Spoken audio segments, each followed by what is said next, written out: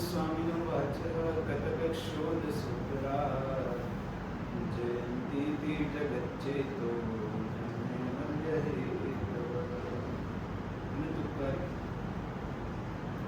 प्रभु के शासन में हुए हेमचंद्राचार्य जी ने सकलार्थ सूत्र के भीतर विमलनाथ परमात्मा की स्तुति में कहा है कि विमलनाथ परमात्मा की वाणी कैसी है, तो ये जगत रूपी जीवों का जो चित्त है, जैसे कि पानी मलिन हो गया और उसमें एक बार फटकड़ी घुमा दी जाए और सभी कचरा नीचे बैठ जाता है, वैसे जगत के जीवों का चित्त आज संक्लेश से मलिन, और संक्लेश से मलिन चित्त में जब प्रभु की वाणी प्रवेश करती है, धीरे धीरे कचरा नीचे बैठता है, संक्लेश शांत होता है और मन पवित्र, निर्मल और प्रसन्न बनना चालू। 104 डिग्री बुखार में दवा लो, दवा लेने के बाद शक्ति बाद में मिलेगी, पहले बुखार उतरेगा, दोष पहले शांत होगा, गुण की प्राप्ति बाद में होगी। लेकिन बोलो, दोष का शमन होते ही, जैसे ही बुखार 104 पर से 102, 101, 100 आपको धीरे से भीतर से अंदर से स्वस्थता महसूस होनी चालू। अभी तो आपको शक्ति नहीं आई। आयुर्वेद कहता है कि एक दिन का बुखार 6 महीने की शक्ति को तोड़ देता है।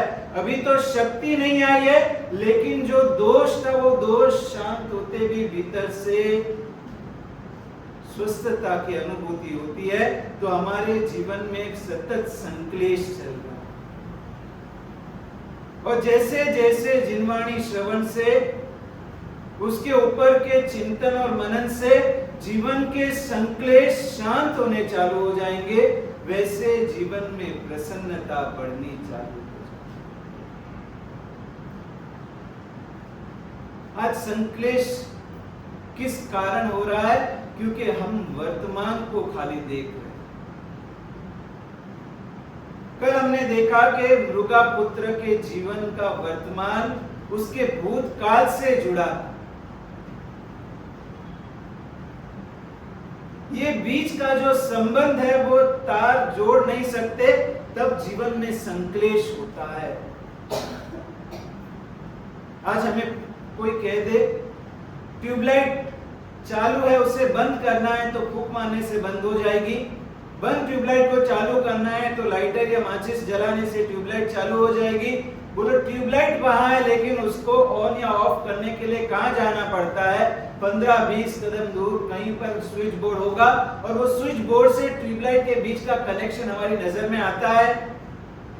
कंसील वायरिंग है, वो वायरिंग दीवार के भीतर है, पाइपलाइन के भीतर है, वायरिंग दिखाई नहीं देती। फिर भी एक बात विश्वसनीय है कि स्विच दबाते ही लाइट ऑन होती है, स्विच ऑफ करते ही चालू बत्ती बंद हो जाती है।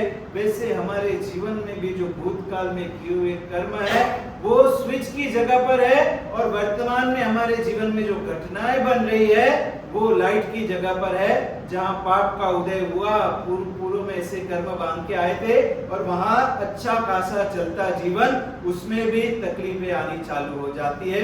पुण्य का उदय, चाहे जैसी तकलीफ में भी कोई ना कोई हमें रास्ता निकल आता है।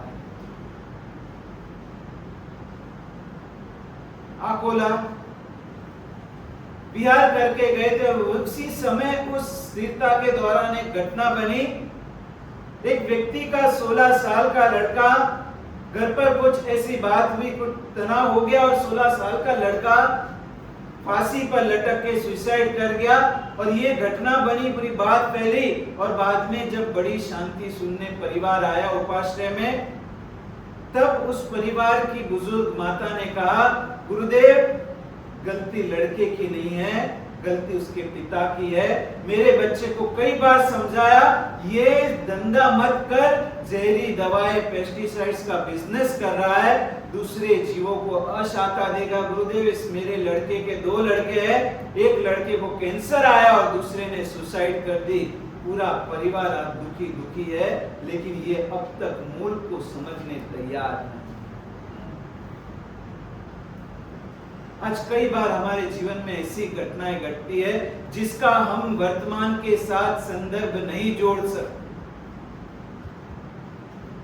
एक व्यक्ति को जीवन में 40 साल की उम्र में कैंसर आया और कैंसर आने के बाद उसके जीवन में जो संक्लेश, जो अशांति थी, लेकिन जिनवाणी श्रवण से उसके जीवन में एक नई दिशा मिली और पश्चात उसने गुरु भगवान से आकर के अपना अनुभव व्यक्त किया। सच में गुरुदेव आपकी वाणी, परमात्मा की वाणी साक्षात इस काल में भी जीवंत है। मैंने कभी 40 साल में आज तक एक सिगरेट नहीं पी, एक गुटखा नहीं खाया, यावत मेरे जीवन में चाय जैसा भी छोटा व्यसन नहीं, फिर मेरे जीवन में कैंसर क्यों? और वो व्यक्ति गुरुदेव से अपना अनुभव बांट रहा है।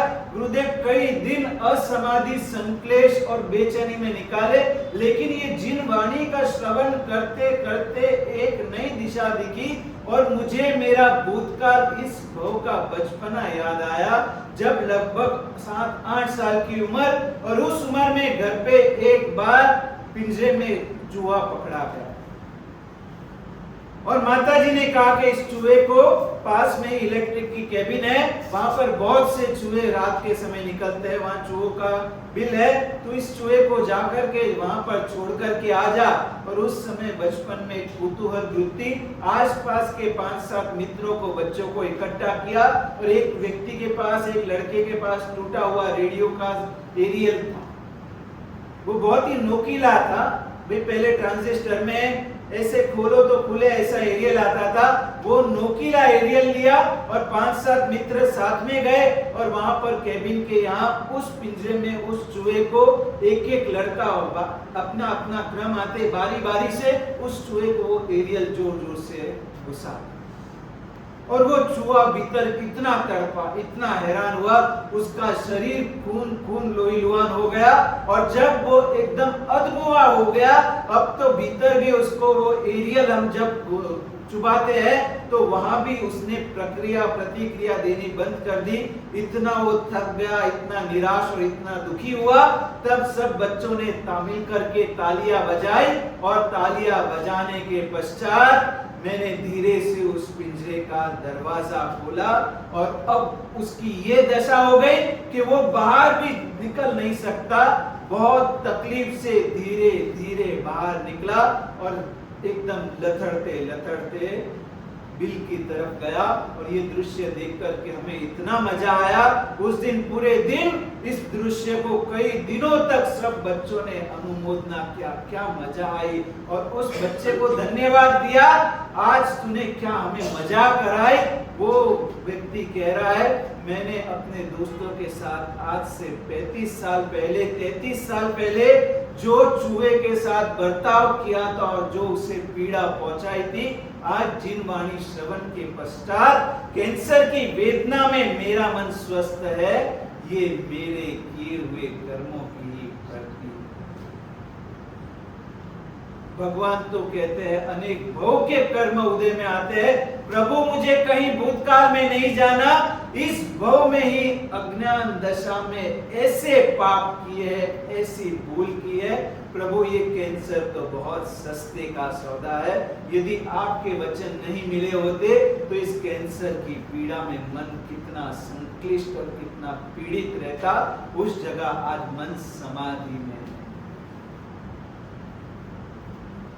हमारे दुख में, हमारी भूलों की तरफ हमारी नजर कितनी जाती है।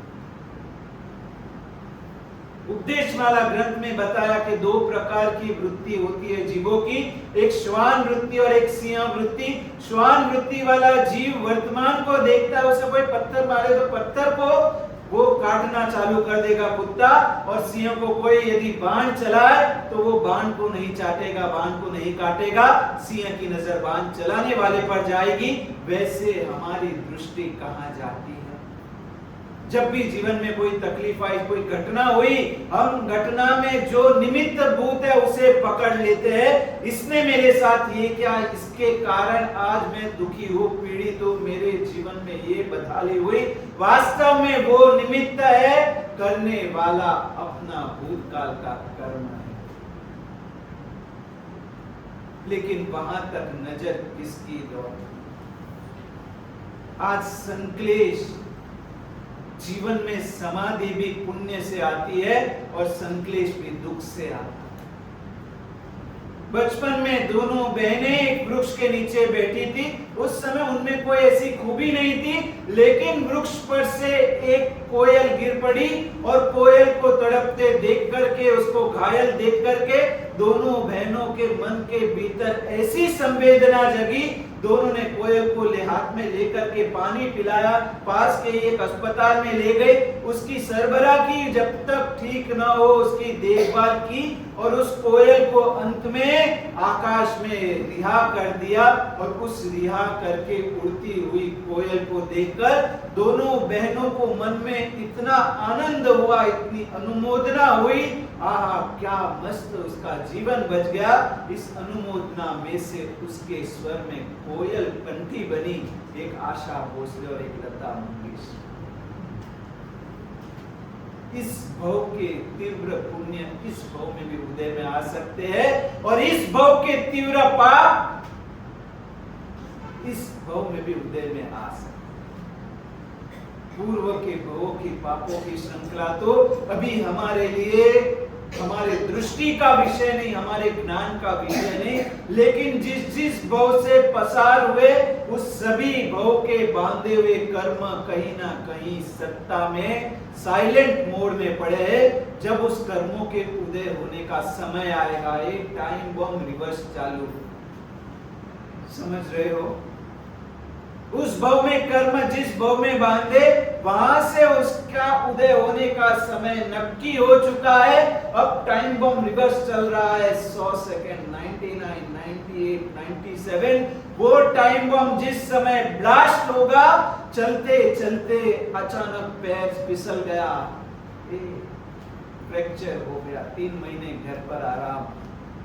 10 साल से बाइक चला रहे, लेकिन आज टर्न लिया और सामने ट्रक आ गई, एक्सीडेंट हो गया, एक हाथ कहीं गंवाना पड़ा। ये सब घटनाएं, ये अकस्मात शब्द, हम इसको अकस्मात शब्द से कहते हैं, लेकिन अकस्मात के पीछे भी एक इतिहास। श्रद्धा की चक्षु से जीना सीखो।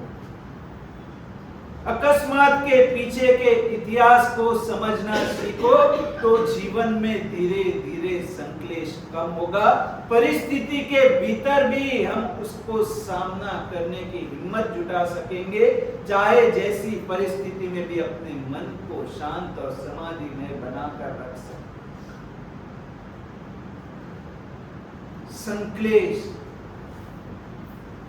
व्यक्ति के भीतर का व्यक्तित्व, बचपन में इतिहास पढ़ा था और इतिहास में ये सब घटनाएं सिखाई जाती थी। आज तो बच्चों के टेक्स्ट बुक के करिकुलम भी बदल गए। पहले गुजरात, राजस्थान में जो पढ़ाया जाता था बच्चों को, बारिश में कौन सी कविता पढ़ते थे? आवरे बरसात, हेवरियो बरसात, ऊनी ऊनी रोटली ने महाराष्ट्र में पढ़ाया जाता था, ये रे पावसा तुला देतो पैसा, पैसा झाला खोटा आणि पाऊस आला। ऐसी सब कविताएं होती थी जहां संवेदनाएं बारिश को बुलाया जाता था। भाई आओ तू आएगा तो हमें गरम रोटी और करेले की सब्जी और गरम गरम भजिए खाने मिलेंगे। आज अंग्रेजी की कविता आ गई, rain rain go away little Johnny. भाई ये तो सोचो, मुझे खेलने के लिए बारिश चला जाएगा, किसानों का क्या होगा, गरीबों का क्या होगा? कुछ नहीं, मुझे खेलना है तो वापस चला जा। जैक एंड जिल, 2 लड़के लड़कियां हिल पर जा रहे, घूमने की जरूरत क्या है भाई? अपने माँ बाप से पूछकर गए थे, Humpty Dumpty set on a wall, Humpty Dumpty had a great fall. भाई कोई दीवार से गिरे हो, उसको लगे, चोट लगे, उसमें हंसने का होता है। कविताएं भी पूरे संस्कृति का मैसेज बदल गई। बचपन से ऐसी कविताएं मीठा छे मेहुला ने। क्या कविता में क्या सिखाया जाता था? जननी नी जोड़ सखी नहीं जड़े। बचपन में एक संस्कार डाले जाते थे कि मोर और मेहुलाए सब मीठे हैं, लेकिन उससे मीठा जननी का, माता का प्यार है। जननी की जोड़ सखी नहीं जड़े रे लोग। माता की तुलना में तुम्हें जगत में कोई पात्र नहीं मिलेगा। ऐसी संस्कृति वाहक कविताओं की जगह आज ऐसे फालतू और बकवास पोइट्रिया सिखाई। संक्लेश का मूल आज हमारे जीवन में से हमें संक्लेश से बचना है। ये जिनवाणी श्रवण किसके लिए? परिश्रम क्यों? ये मेहनत क्यों? अब इतना सोचो, परमात्मा को केवल ज्ञान की प्राप्ति हो गई, बाद में उस भव में उनका केवल ज्ञान निश्चित था, फिर भी तीर्थंकर परमात्मा निश्चय तौर पर दिन के पहले 3 घंटे और संध्या सूर्यास्त के पूर्व के 3 घंटे रोज देशना देते थे। प्रभु इतनी देशना क्यों देते हैं? क्योंकि प्रभु को जगत के जीवों का संक्लेश मिटाना समझते थे। सुनने से ही संक्लेश मिटेगा। ये धर्म का सबसे मुख्य साधन क्या? धर्म करना है हमें, उसमें सबसे मुख्य साधन क्या? कौन सी इंद्रिय? श्रोतेंद्रिय, पंचेंद्रिय, 5 इंद्रियों की प्राप्ति भी देख लो आप। सबसे पहले एक इंद्रिय जीव में कौन कौन आते हैं? फटाफट आज आपकी क्लास है यहाँ पर। एक इंद्रिय जीव में किसकी किसकी गिनती होती है? आपको दूसरा कुछ आता ना, मतलब जीव विचार ना आता हो, 7 लाख सूत्र आता है। एक बार स्टार्ट करो। 7 लाख 7 लाख 7 लाख 7 लाख और 7 लाख 5 एक इंद्रिय जीव हो गया। याद रहेगा, पृथ्वी, पानी, अग्नि, वायु और वनस्पति, ये 5 एक इंद्रिय जीव है। उनका पूरा जीवन व्यवहार मात्र एक इंद्रिय से चलता है, जिसका नाम है स्किन, स्पर्शेंद्रिय। वृक्ष को खाना है, किस इंद्रिय से लेगा? उसके पास मुख है, वो अपनी स्किन से ही। उसकी जो जड़े है वो क्या है? वो उसकी त्वचा है। त्वचा में ही ऐसे छिद्र है, उसमें से ही वो खाना अंदर लेता है, उसमें से ही वो गंदगी बाहर निकालता है। पूरा जीवन व्यवहार मात्र एक इंद्रिय से चलता है। बेइंद्रिय जीव के पास 2 इंद्रिय। कौन सी? आपका चेहरा याद रखना, इसमें आपके 500 इंद्रिय का विकास क्रम, जीव का विकास क्रम। एक इंद्रिय के पास खाली स्किन, चमड़ी है। बेइंद्रिय के पास जीभ, दूसरी इंद्रिय है। बेइंद्रिय में किसका समावेश? बेइंद्रिय जीवों में किसका समावेश? अब एक इंद्रिय में कौन कौन याद रहेगा ना?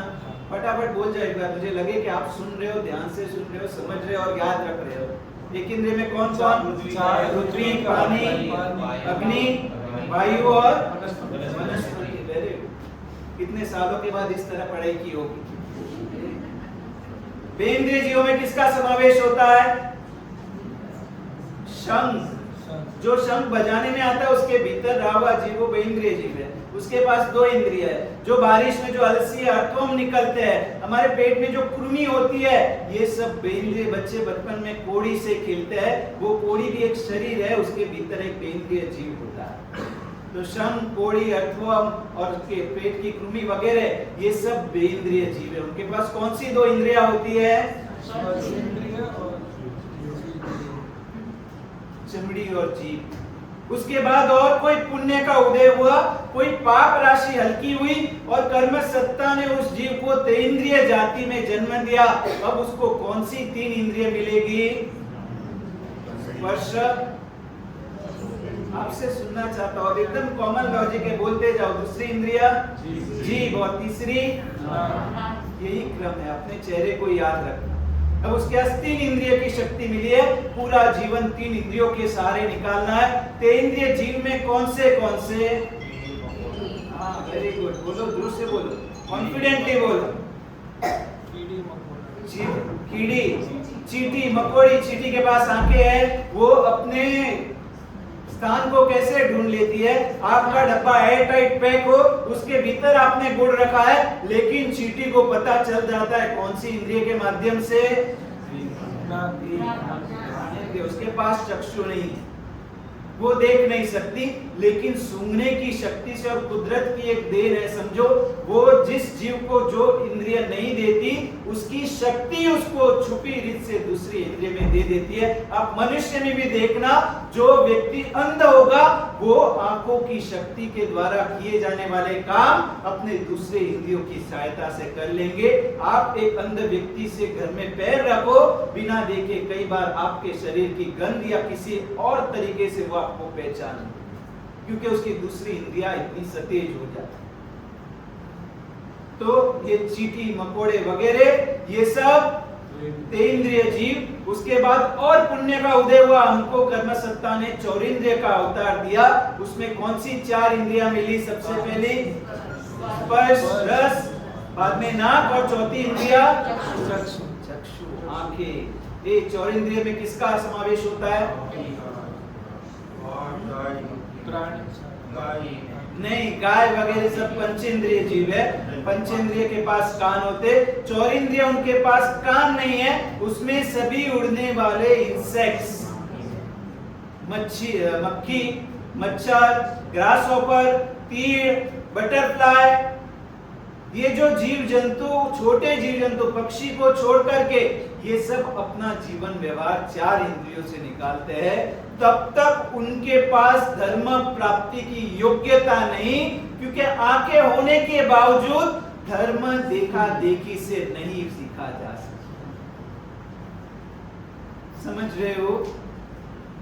परमात्मा ने भी अपने संवत्सरण में कहा पंचेंद्रिय जीव ही धर्म के लायक है, क्योंकि सबसे अंतिम और सबसे कीमती इंद्रिय कौन सी मिलती है? स्पर्श रस जीव, चमड़ी, जीभ, नाक, आंख, और लास्ट में धर्म की प्राप्ति के लिए सबसे कीमती इंद्रिय बताई धर्म श्रवण से प्राप्त होगा। मात्र देखा देखी से या पढ़ने से संपूर्ण धर्म कभी प्राप्त नहीं हो सकता, क्योंकि अक्षरों की बजाय शब्द, जब कोई वक्ता शब्द बोलता है तो शब्द उसके आत्म प्रदेशों को स्पर्श करके निकलते हैं, और वक्ता की शुद्धि के मुताबिक श्रोता के ऊपर शब्दों का प्रभाव भी पड़ता है। आज हमको पंचेंद्रिय का अवतार मिला, लेकिन ये श्रोत्र इंद्रिय, इस कर्ण इंद्रिय का हम कहीं दुरुपयोग तो नहीं कर रहे। जिस कर्ण इंद्रिय से धर्म का श्रवण करना था, आज उससे पिक्चर के गीते सुन रहे हैं। पिक्चर के गीतों का रस है, दूसरों की पार की पंचायत का रस है। अरे भाई, अभी कौन सा नक्षत्र बैठा, थोड़े दिन पहले कौन सा नक्षत्र बैठा, और आप लोगों ने एक चीज त्याग कर दी, आद्रा नक्षत्र। उसमें क्या त्याग किया? आम का त्याग कर दिया। मुंबई और गुजरात में तो आम बेचने वाले लोगों को पता है, भाई आद्रा के पहले जितना सेल करना है कर दो। आद्रा नक्षत्र बैठते ही कैरी का इंडेक्स सेंसेक्स सीधा 400 रुपए दर्जन वाली केरी 220 और 240 में बिकने लगती है, क्योंकि महंगे में महंगे और अच्छे में अच्छे आम खरीदने वाले। और अब उनको उनके परमात्मा का संदेश, भाई आद्रा नक्षत्र बेटा, अब आपको केरी खानी। बोलो, केले ज्यादा पसंद या केरी? भोजन में 2 फल होवे, केले और केरी, तो आप किसको पसंद करो? केरी। और केरी के भी कहीं टुकड़े किए हो और सामने केरी का रस बनाया हो, आप किसको पसंद करो? पूरी के साथ कौन सा ज्यादा मैच होता है? केले की जगह केरी चाहिए, और केरी में भी टुकड़े की जगह रस पसंद है। अब बोलो, आम का रस ज्यादा पसंद कि निंदा का रस ज्यादा पसंद?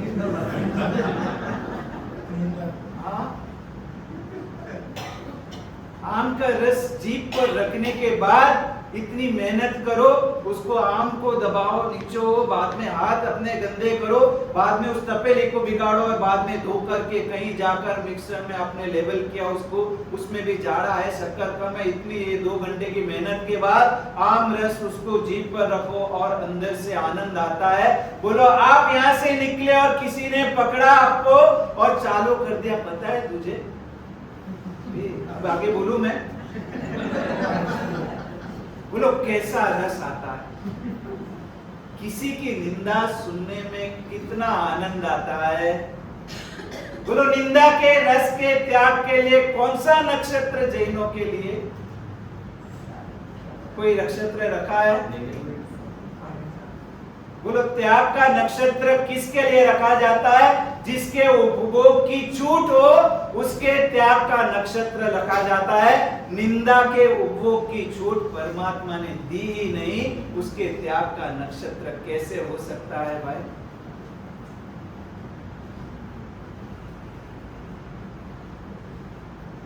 आद्रा के बाद कैरी खाए और हमें लगता है कि हम कहे कि यार ये जैन होकर के ऐसा कर रहा है, इसको तो समझना चाहिए, हमारे पास तो समझ है। लेकिन कोई जब निंदा करता है तब हमें लगता है, जब किसी की निंदा सुनते हैं तब हमें लगता है। बोलो दूसरा पाप एक व्यक्ति अकेला भी कर सकता है, हिंसा आप अकेले कर सकते हो, चोरी आप अकेले कर सकते हो, लेकिन निंदा में कितने लोगों की जरूरत है? आप अकेले निंदा कर सकते हो, दीवार के आगे निंदा कर सकते हो किसी की? निंदा में सामूहिक पाप। बोलने वाले को भी आनंद आता है, सुनने वाले को भी आनंद आता है।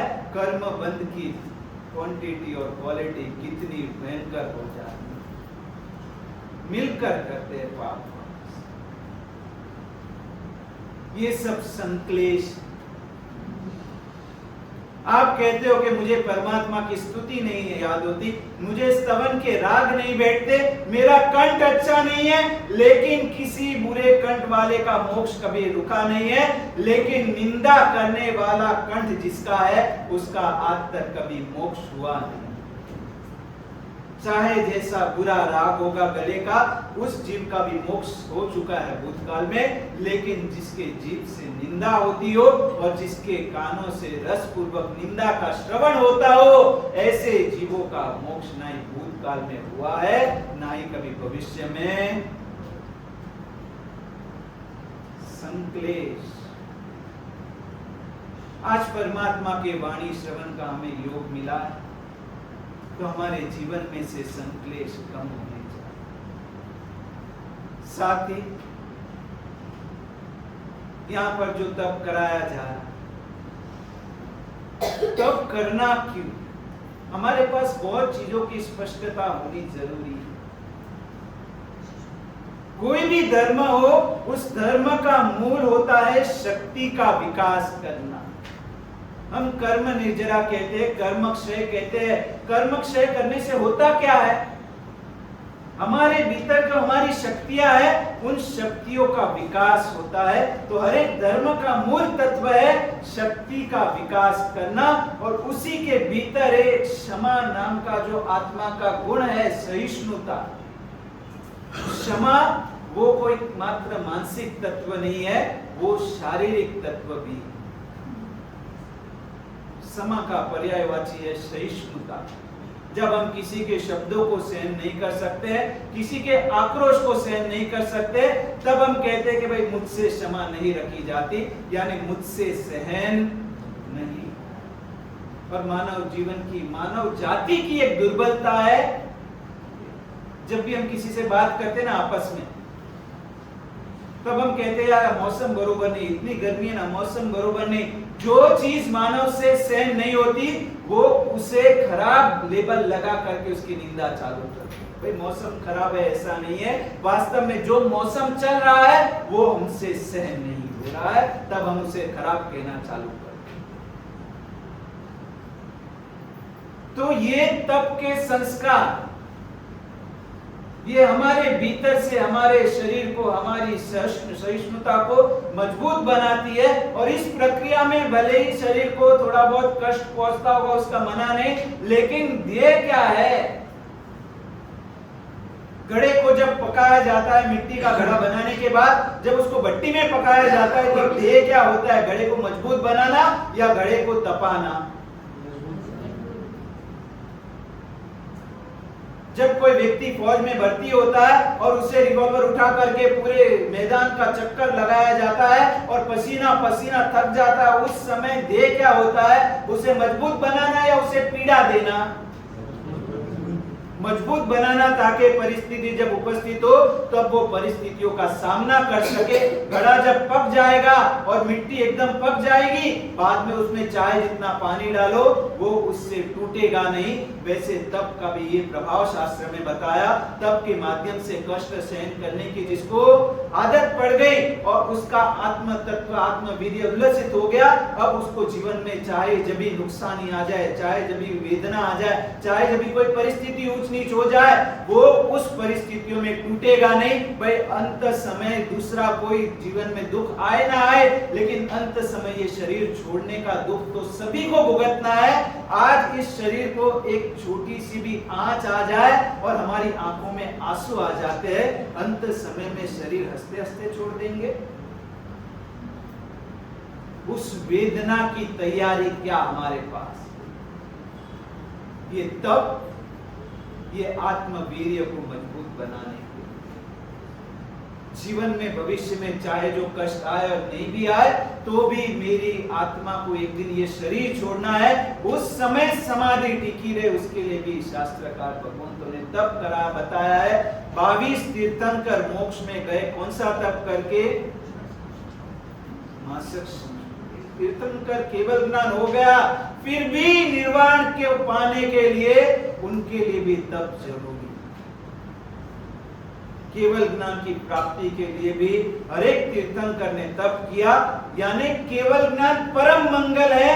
जीवन में जो भी आदि व्याधि तकलीफें चल रही है, समझ लेना कि अकेले पुरुषार्थ से तुम उससे सामना करने जाओगे, पुण्य कम होगा, सफलता नहीं मिलेगी। तब से जीवन में आने वाली आदि व्याधि उपाधियां नष्ट हो जाती। तब को मंगल स्वरूप। चातुर्मास का प्रवेश, आई एम विल। कोई अच्छा कार्य है, आई एम विल। आज ये जीवन में है उपवास। हमारे पूर्व के महर्षि हो चुके, गुरुदेव गुरु वंदन करके, गुरु महाराज जी आज उपवास किस लिए? आज सर बहुत दुख रहा है, थोड़ा सा भीतर से शरीर टूट रहा है, और गुरु महाराज कहते हैं एक उपवास से कुछ नहीं होगा, अठंग कर ली। आज से 30-40 साल पहले की बातें बता रहा। हम चेन्नई में थे और वहां पर प्यास फाउंडेशन, जो यहाँ के मुख्य लाभार्थी है महेश भाई, संगीता बहन, इस संघ से बहुत अच्छी तरह जुड़ा हुआ परिवार है। और वो महेश भाई की बहन बेंगलोर में नीतू बहन, उन्होंने हमारे साधु संतों के लिए चेन्नई में उनका एक नेचुरोपैथी का प्रोग्राम है, प्यास या प्यास, ऐसा कोई 3 दिन का प्रोग्राम कराया था। और वो नेचुरोपैथी के प्रोग्राम में उन्होंने बताया, नेचुरोपैथी की थियरी है body heels with in itself. जब महेश भाई के भाई का चेहरा पटाखे जलाते समय जल गया था और उस चेहरा जल गया, तब सभी ने कहा कि डॉक्टर के पास चलो, प्लास्टिक सर्जरी करानी पड़ेगी। लेकिन महेश भाई के भाई को पूरा विश्वास था कुछ नहीं होगा। उन्होंने 3 दिन खाली वाटर थेरेपी की, अनाज छोड़ दिया, और वो वाटर थेरेपी के माध्यम से विदाउट प्लास्टिक सर्जरी जली हुई स्किन वापस आ गई और आज वो हेल्दी और फिट। पूरा 3 दिन का कार्यक्रम, 8-8 घंटे की क्लासेस, किस प्रकार साधु जीवन में भी आप अपने शरीर को भीतर से मजबूत कर सकते हो, वो उस जीवन में भी उन्होंने बताया कि तब तो हमारे नेचुरोपैथी का फाउंडेशन। जब भी कुछ तकलीफ शरीर में लगे, एक उपवास कर लो। 2-4 महीने निकले, जानबूझ करके भी 2 दिन लांघन कर लो, 2 दिन उपवास कर लो, या 2 दिन एकदम हल्का आहार लो, दिन में 1 बार लो, वो भी नींबू पानी और चावल। देखो आपके शरीर में 12 महीने में कोई रोग नहीं आए। आज ये सब बातें हमें बाहर से, हमारे तत्वों को हमें बाहर से प्राप्त होता है। हमें लगता है कि कितना हमें खजाना मिल रहा है, वास्तव में ये सब तो जिन शासन के पाए में है। बस तो तब भी यहाँ पर कराया जा रहा है, उसमें भी अच्छी संख्या में जुड़ना। अभी भी किसी को मन में होता हो कि मुझसे तप होगा या नहीं होगा, तो बिना कोई मन में संकोच रखे, श्रद्धा रख करके तप में भी जुड़ना और आगे बढ़ना। ये तप घर में भी व्यंतर और बाह्य मंगल का कारण है, और आगे जाकर के अपने आत्मवीर्य को प्रकटीकरण का बहुत ही मुख्य निमित्त बने। जी ना।